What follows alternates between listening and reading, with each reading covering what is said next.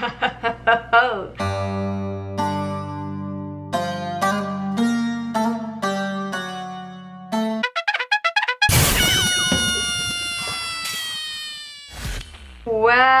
how's it, people? So this is a very spur of the moment video, but I wanted to make this video just because I actually get this question a lot, and now that the American elections have come around again, and I was posting about it and talking about how happy I was that Biden won, I got the question again. And the question is, but why is it your business as a South African? Why are our elections, these people who send in these comments are obviously American, but they say like, why are our elections your business? Like, why do you care so much about our elections as a non-American? The answer to this question, mostly, I can't even believe that I'm making a video about this, because to me it's so simple. I can't even believe that I'm dignifying this question with an answer. The answer to this question is so simple that I think even my 5-year-old cousin knows the answer. I don't even have a 5-year-old cousin, but if I did, even they would know the answer to this question. The answer to this question is so simple that I think even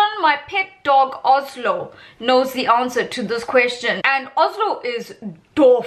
Shame. Anyway, I'll answer it. So why do I, as a non-American, care so much? Why do I make the US election my business? Firstly, I don't understand why non-Americans aren't allowed to talk about your politics. What makes you think that only Americans can talk about their politics? I don't understand why you think that your politics does not affect the rest of the world. Even little South Africa, whom you think it shouldn't have anything to do with your politics, we're affected. Everyone is affected. A simple little policy change in your country affects our currency. Just a very simple, stupid example. A very simple policy change in your country makes our currency go up or down. But that's a very simple, stupid example, right? Even here in Korea, if I ever ask about Korean politics, Korean people are never like, why do you care about our politics? It's none of your business. Why must you ask these questions? Why must you have these opinions? Korean people are have never ever said that to me. Even in my case, when a non-South African has asked me about South African politics, never, not even for a split second, have I ever thought or have I ever said to them, but our politics is none of your business. You're not a South African. Why do you care? Do you see what I'm saying? So I don't know why some American people think that non-Americans should never have an opinion on their politics. It is international relations for a reason. The key word being international. You see what I'm saying? During this election, when the results were coming through, our co-teachers, our Korean co-teachers, just like us, we were refreshing the page like every 5 minutes to see the results. And our Korean co-teachers were just as interested, refreshing the page just as much as we were, because Korea and America, whether Donald Trump wins or whether Biden wins, it affects Korea's policies as well. So your politics affects other countries. But never mind that. This election especially, forget all the other elections, this election especially, it affects everyone. Yes, your president is not going to be our president, but a victory for Biden, it's a very symbolic victory. This victory was a victory not only for Americans, but for the entire world. It was a victory for democracy. It was a victory for human rights. The past 4 years under Donald Trump, they were so... It honestly felt like 100 years. It didn't just feel like 4 years. And what the heck? Kamala Harris? She's the first female vice president in history. Do you think that does not affect anyone else in the world? Of course people are going to be talking about this. That is so inspirational for every woman of color on this planet. She's half Indian. Heck, I could be the next deputy president. In South Africa, we say deputy president, not vice president. Although South Africa has already had a female deputy president, because, you know, sometimes little old developing South Africa is sometimes a little bit more advanced than developed America. But anyway, it's still hugely inspiration for women everywhere in the world. So of course we are all sitting and watching and taking note and talking about it, debating. This affects everyone, not just Americans. It is a huge symbolic victory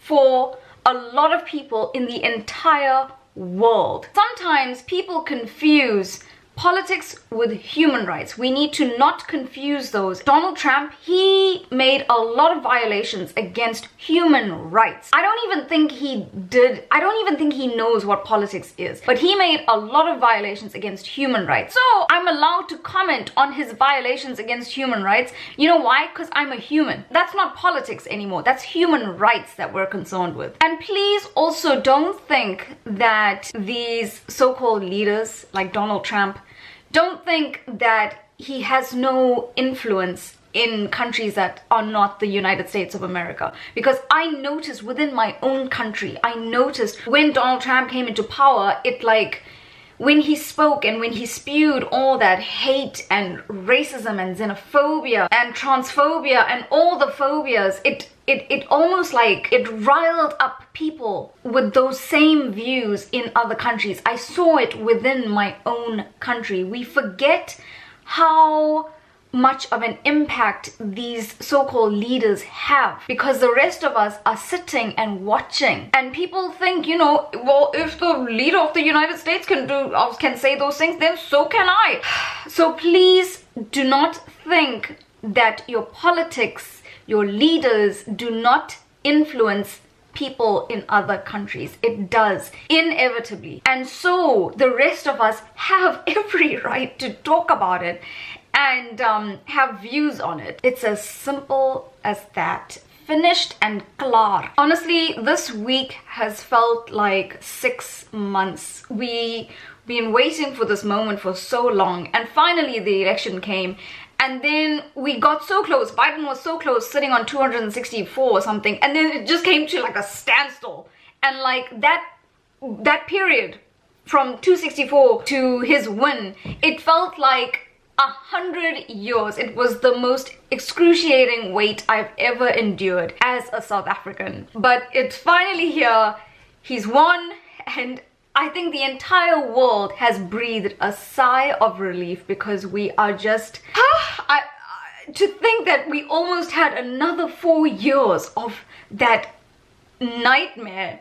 I can't even think about it. And you know, just because Biden has won doesn't mean that this battle is over. It's still really alarming that so many people still voted for Trump. Like, Biden should have won by a landslide. Do you know what I'm saying? It should have been, his win should have just been like automatic, inevitable. Like, it should have been 100% to him. But still so many people voted for Trump, and that's still very worrying. So this battle isn't over just because Biden has won. Still, it's a huge victory for democracy, for human rights, for women of color. The victory just reaches so many different aspects of this world. So to hear that non-Americans don't have a say in this, non-Americans shouldn't add their 2 cents on American politics, it's just like, it's laughable to me. It's silly. Yeah, that's all I have to say about that.